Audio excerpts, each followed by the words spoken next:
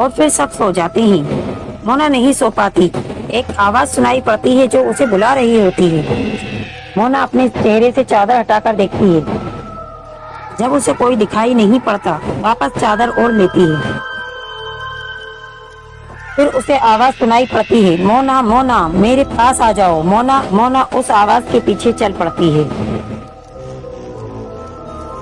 कुछ देर चलने के बाद मोना रुक जाती है और वो वहां से एकदम अचानक कुछ परिंदे निकलते हैं और फिर मोना को होश आ जाता है और वो डर के मारे कांपने लगती है।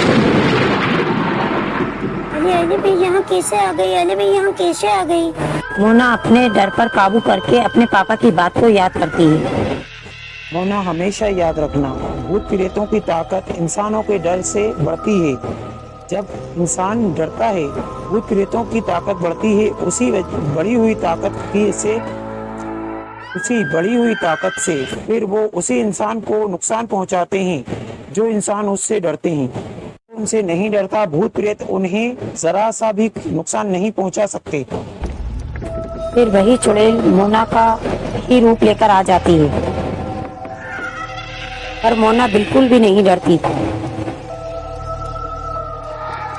फिर उसकी शैतानी हंसी उसको डराने की कोशिश करती है, लेकिन फिर भी मोना फिर नहीं डरती। अच्छा, तो तुम्हें मुझसे डर नहीं लगता? हाँ, मुझे तुमसे बिल्कुल भी डर नहीं लगता। इतना सुनते ही चुड़ैल गायब हो जाती है और मोना कहती है, अरे ये कहाँ गई, अब ये कहाँ भाग गई।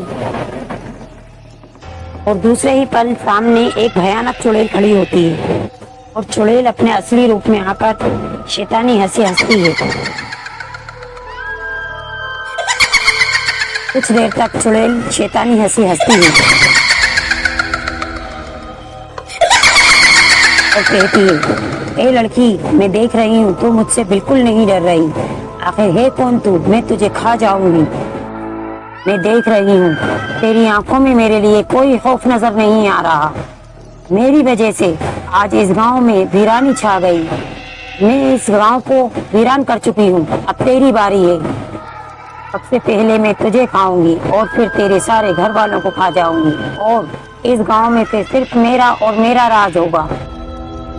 क्यों डरूं मैं तुमसे? आखिर क्यों डरूं? मुझे पता है तुम खुद इंसानों से डरती हो और इसीलिए तुम रात में आती हो।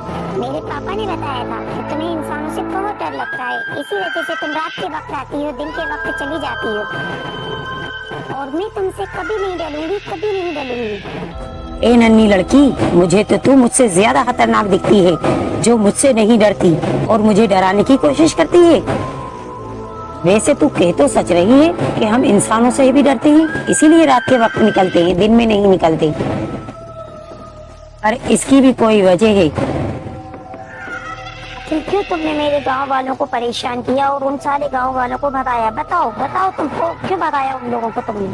आज पहली बार मुझसे किसी ने ऐसा सवाल किया है। ए बहादुर लड़की, इसका जवाब मैं तुम्हें जरूर दूंगी। मैं अपनी गुजरी हुई कहानी तुम्हें जरूर बताऊंगी। एक समय की बात है, मैं भी तुम्हारी तरह इंसान हुआ करती थी। मैं भी बहुत खुशहाल रहा करती थी। बहुत समय की बात है। एक दिन मेरे दादाजी मुझे छोड़कर चले गए। मैं अपने घर में अकेली रह गई। मेरे साथ कोई नहीं था। मैं बहुत रोई। दादाजी दादाजी, आप मुझे छोड़कर नहीं जा सकते। दादाजी, अब मेरा क्या होगा? मेरे साथ तो कोई भी नहीं, मैं अकेली रह गई। मैं कहाँ जाऊंगी दादाजी? मैं किसके साथ बातें करूंगी? मैं किसके साथ खेलूंगी? दादाजी वापस आ जाओ, दादाजी वापस आ जाओ। मेरा इतने रोने के बाद भी मेरे दादाजी नहीं जागे, नहीं उठे, नहीं आए। मैं बहुत रोई, बहुत रोई और फिर मैं अकेली रह गई और वहीं से मेरे बुरे दिन शुरू हुए। मेरे गांव में सब लोग बहुत खुश थे क्योंकि उनके पास अपने अपने माँ बाप थे। मेरे गांव में जानवर भी खुश थे क्योंकि उनके साथ भी उनका परिवार था। जब भी गांव में शादी होती सबको न्योता दिया जाता, सब खाना खा रहे होते, सिर्फ एक मुझे ही कोई न्योता नहीं देता था, ना मुझे कोई बुलाता था। मैं भूखे मर रही थी।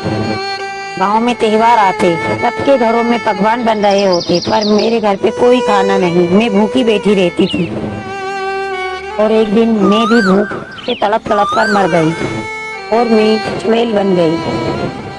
और इसके बाद वो चुड़ैल इंसानी रूप में आ जाती है। तुम मुझे बहुत अच्छी लगी क्योंकि तुम बहुत बहादुर हो। पर तुम क्या चाहती हो? तुम भी चुड़ैल मत बना करो, मुझे अच्छा नहीं लगा। तुम कितनी प्यारी लग रही हो, तुम कितनी सुंदर हो, तुम ऐसे ही रहा करो, हर वक्त ऐसे ही रहा करो, चुड़ैल मत बना करो।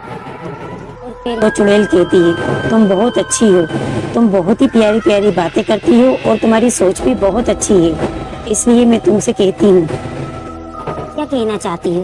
बोलो ना आगे, रुक क्यों गई? मैं कहना चाहती हूँ कि भूखों को हमेशा खाना खिलाया करो और हमेशा अपनी खुशियों में गरीबों को शामिल किया करो। कभी कोई गरीब भूखा नहीं रहे, इस बात का भी ध्यान रखा करो, कोई भूखा नहीं मरेगा।